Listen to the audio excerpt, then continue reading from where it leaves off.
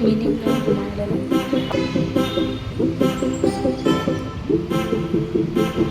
ಈ ಮೊಣ್ಕೈ ಎರಡೇ.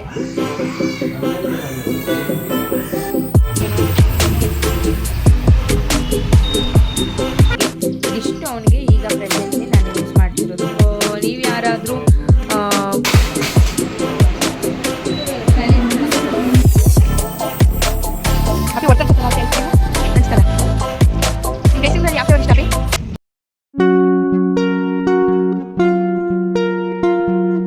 ಹಾಯ್ ಹಾಲ್ ನಮಸ್ತೆ, ವೆಲ್ಕಮ್ ಬ್ಯಾಕ್ ಬಿಂದು ವ್ಲಾಗ್ ಕನ್ನಡ. ಎಲ್ಲರೂ ಹೇಗಿದ್ದೀರಾ?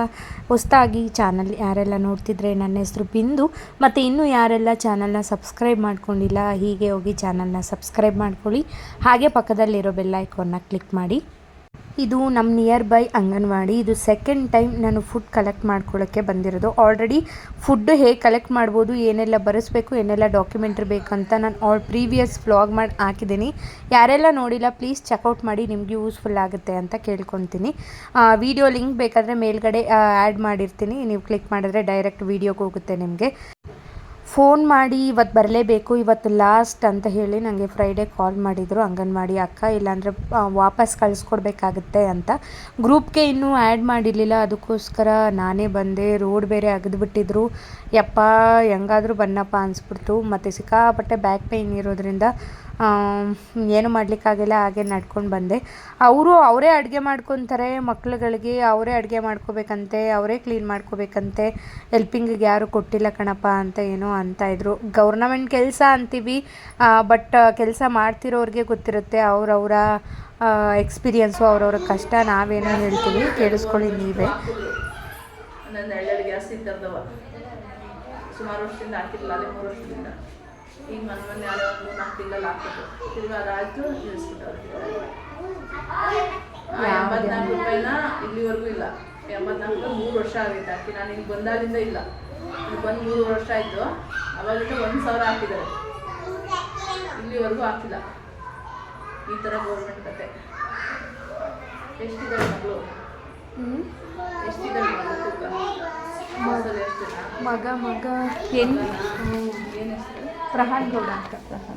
ಮತ್ತೆ ಇದು ಆ್ಯಡ್ ಮಾಡಬೇಕಾ ನಂಗೆ ತಲೆಯಲ್ಲಿ ಗೊತ್ತಿರಲಿಲ್ಲ. ಬಟ್ ಸರ್ಕಾರದ ಕೆಲಸ ಹೇಗಿರುತ್ತೆ ಅಂತ ನಿಮ್ಗೊಂದು ಅನುಭವ ಇರಲಿ ಅಂತ ಶೇರ್ ಮಾಡಿದ್ದೀನಿ ಅಷ್ಟೇ. ನನ್ನ ಮಗನ ಹೆಸರು ಮುಂಚೆನೇ ಒಂದು ಸರಿ ಫುಡ್ ಕಲೆಕ್ಟ್ ಮಾಡಿರೋದ್ರಿಂದ ಹೆಸರು ಮತ್ತು ವೆಯ್ಟು, ಕಾಂಟ್ಯಾಕ್ಟ್ ನಂಬರು, ಸೈನು ಎಲ್ಲ ಕೂಡ ತೊಗೊತಾರೆ.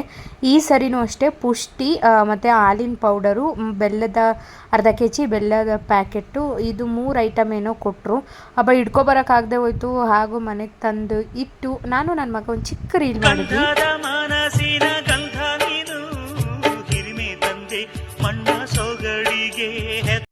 ಸುಮಾರು ದಿನಗಳೇ ಆಗ್ಬಿಟ್ಟಿತ್ತು, ರೀಲ್ಸ್ ಮಾಡೋದೇ ಬಿಟ್ಬಿಟ್ಟಿದ್ದೀನಿ ಇತ್ತೀಚೆಗೆ. ಮುಂಚೆ ತುಂಬಾ ಅಪ್ಲೋಡ್ ಮಾಡ್ತಿದ್ದೆ, ಇವಾಗ ಅಪ್ಲೋಡ್ ಮಾಡೋದೇ ಬಿಟ್ಟಿದ್ದೆ. ನನ್ನ ಮಗಳಿಗೆ ಯಾಕೋ ಒಂಥರ ರ್ಯಾಷಸ್ ಥರ ಆಗಿಬಿಟ್ಟಿದೆ, ಅದು ಜಾಸ್ತಿ ಇನ್ಕ್ರೀಸ್ ಆಗ್ತಾನೆ ಹೋಗ್ತಿದೆ.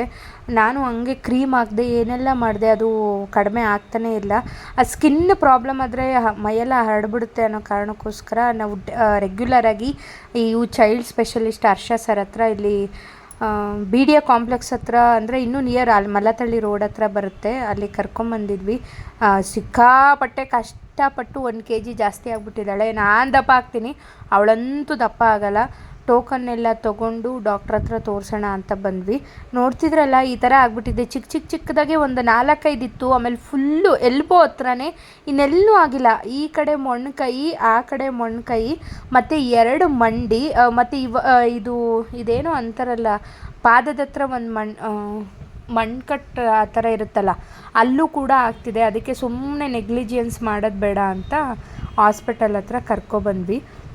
ಅಲ್ಲೆಲ್ಲ ಟಾಯ್ಸ್ಗಳೆಲ್ಲ ಇಟ್ಟಿದ್ದಾರೆ, ಮಕ್ಳಿಗೆ ಜಾಸ್ತಿ ಜನ ಬರ್ತಾರಲ್ಲ ಟೈಮ್ ಪಾಸ್ ಆಗಲಿ ಅನ್ನೋದಕ್ಕೆ ಕಾರಣಕ್ಕೋಸ್ಕರ. ನಾವು ಹೋದಾಗ ಇಬ್ಬರೇ ಪೇಷಂಟ್ ಇದ್ದಿದ್ದು, ಆಮೇಲೆ 7:30 7:45 ಆಗ್ತಾ ಪೇಷಂಟ್ಗಳು ಜಾಸ್ತಿ ಆಗ್ತಾ ಹೋದರು. ಯಾಕಂದರೆ ಎಲ್ಲ ಕೆಲ್ಸಕ್ಕೆ ಹೋಗಿರ್ತಾರೆ. ಬಂದು ನೈಟ್ ಹೊತ್ತೇ ಜಾಸ್ತಿ, ಮಾರ್ನಿಂಗ್ ಹೊತ್ತು ಅಷ್ಟು ಇರಲ್ಲ. ಸದ್ಯ ನಾವು ಬೇಗ ಬಂದು ಟೋಕನ್ ಬೇಗ ತಗೊಂಡ್ವಿ ಅಷ್ಟೇ. ಆ ಮಂಡಿ ಈ ಮೊಣ್ಕೈ ಎರಡೇ ಅಲ್ಲ ಬೇರೆ.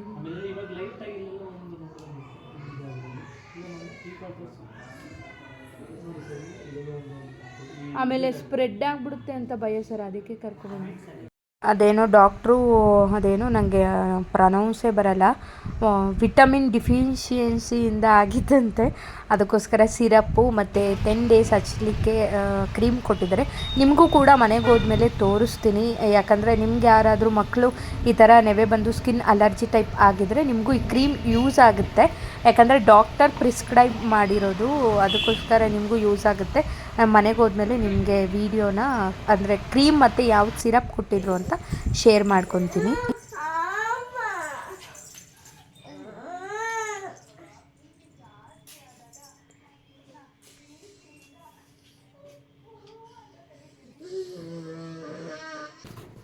ಸ್ವಲ್ಪ ಪ್ರಾಡಕ್ಟ್ಗಳನ್ನ ತರಿಸಿದ್ದೆ ಫಸ್ಟ್ ಕ್ರೈಯಿಂದ. ನಾನು ಪ್ರತಿ ಸರಿನೂ ಫಸ್ಟ್ ಕ್ರೈಯಿಂದನೇ ತರಿಸೋದು ಅವ್ನ ಸ್ಕಿನ್ ಕೇರ್ಗೆ.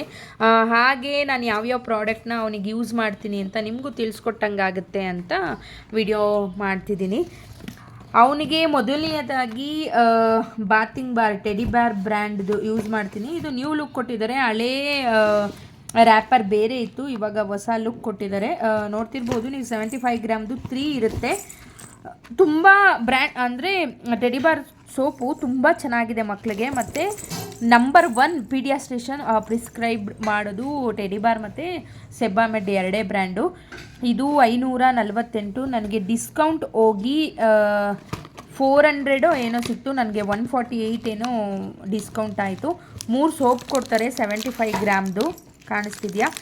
ಮತ್ತು ಸೋಪ್ ಸ್ಟ್ಯಾಂಡು ಕೂಡ ಸಿಗುತ್ತೆ ಇದರೊಳಗೆ, ಸೋಪ್ ಒಳಗೇ ಸಿಗುತ್ತೆ. ಇದಾಯಿತು. ನೆಕ್ಸ್ಟು ಸೋಪ್ ಆಯಿತು, ಸೋಪು ಕೂಡ ಇರಲಿಲ್ಲ. ನೆಕ್ಸ್ಟ್ ನಾನು ಅಟೋಗ್ಲಾ ಅವ್ರದ್ದು ಮಾಯ್ಶ್ಚರೈಸಿಂಗ್ ಲೋಷನ್ ಬಳಸ್ತೀನಿ. ಕ್ರೀಮು ಕೂಡ ಸಿಗುತ್ತೆ, ಬಟ್ ನಾನು ಕ್ರೀಮ್ ತೊಗೊಂಡಿಲ್ಲ, ಲೋಷನ್ ತೊಗೋತೀನಿ. ಇದು ಕೂಡ ಅಷ್ಟೇ ಓಲ್ಡ್ ಲುಕ್ ನಿಮಗೆ ತೋರಿಸ್ಬಿಡ್ತೀನಿ. ಇದು ಹಳೇದು same Atogla lotion, but wrapper new look ಕೊಟ್ಬಿಟ್ಟಿದ್ದಾರೆ. ಅಂದರೆ ಕಂಪ್ಲೀಟ್ಲಿ ಲುಕ್ಕೇ ಚೇಂಜ್ ಮಾಡಿಬಿಟ್ಟಿದ್ದಾರೆ.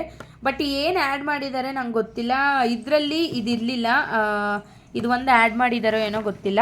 ಇದು 400 ml, ರೇಟ್ ನೋಡ್ತಿರ್ಬೋದು 1070 ಇದೆ. ನನಗೆ ಡಿಸ್ಕೌಂಟ್ ಹೋಗಿ 200 ರೂಪಾಯಿ 250 ರೂಪಾಯಿ ಕಡಿಮೆ ಸಿಕ್ತು ನನಗೆ. ತುಂಬ ಬೆಸ್ಟ್ ಅನ್ಕೋತೀನಿ. ನೀವು ಮೆಡ್ ಪ್ಲೇಸಲ್ಲಿ ಮತ್ತು ಮೆಡಿಕಲ್ ಸ್ಟೋರಲ್ಲಿ ಆ ಕಡೆ ಎಲ್ಲ ಹೋದರೆ ನಿಮಗೆ ಮ್ಯಾಕ್ಸಿಮಮ್ ಅಂದರೂ 50 ರುಪೀಸ್, ಇಲ್ಲಿ 50 ರುಪೀಸ್ವರೆಗೂ ಸಿಗಲ್ಲ ಬಿಡಿ, ಒಂದು 15 ರೂಪಾಯೋ 20 ರೂಪಾಯೋ ಕಡಿಮೆ ಆಗ್ಬೋದು. ಇದು ನ್ಯೂ ಲುಕ್, ಇದು ಓಲ್ಡ್ ಲುಕ್. ನೆಕ್ಸ್ಟು ಪೌಡರ್ ಇರಲಿಲ್ಲ, ಪೌಡರ್ ತರಿಸ್ಕೊಂಡೆ. ಸೆಬಾಮೆಡ್ ಪೌಡರ್ ಬುಕ್ ಮಾಡಿದ್ದೆ. ನಾನು ಇದೊಂದೇ ಬ್ರ್ಯಾಂಡ್ ಚೇಂಜ್ ಮಾಡಿರೋದು, ಸೆಬಾಮೆಡ್ ಇದೊಂದೇ ಆಗ್ತಿರೋದು, ಇನ್ನೆಲ್ಲನೂ ಕೊರೇಷಿಯಾ ಬ್ರ್ಯಾಂಡ್ದೆ. ಇದು ರೇಟ್ ಬಂದು 370 ರುಪೀಸ್ ಇದೆ. ನನಗೆ ಇದು 260 ರುಪೀಸ್ ಏನೋ ಬಿತ್ತು, 100 ರುಪೀಸು ಏನೋ ಸೇವ್ ಆಯಿತು ನನಗೆ, ಬೆಟರ್ ಅನ್ಕೋತೀನಿ. ಇದಿಷ್ಟು ನಾನು ಅವನಿಗೆ ಯೂಸ್ ಮಾಡ್ತಿರೋ ಪ್ರಾಡಕ್ಟ್ಸ್. ಕಾಜಲ್ ಬಂದು ಹಿಮಾಲಯ ಯೂಸ್ ಮಾಡ್ತೀನಿ ಹಣೆಗೆ. ಇದಿಷ್ಟು ಅವನಿಗೆ ಈಗ ಪ್ರೆಸೆಂಟ್ಲಿ ನಾನು ಯೂಸ್ ಮಾಡ್ತಿರೋದು.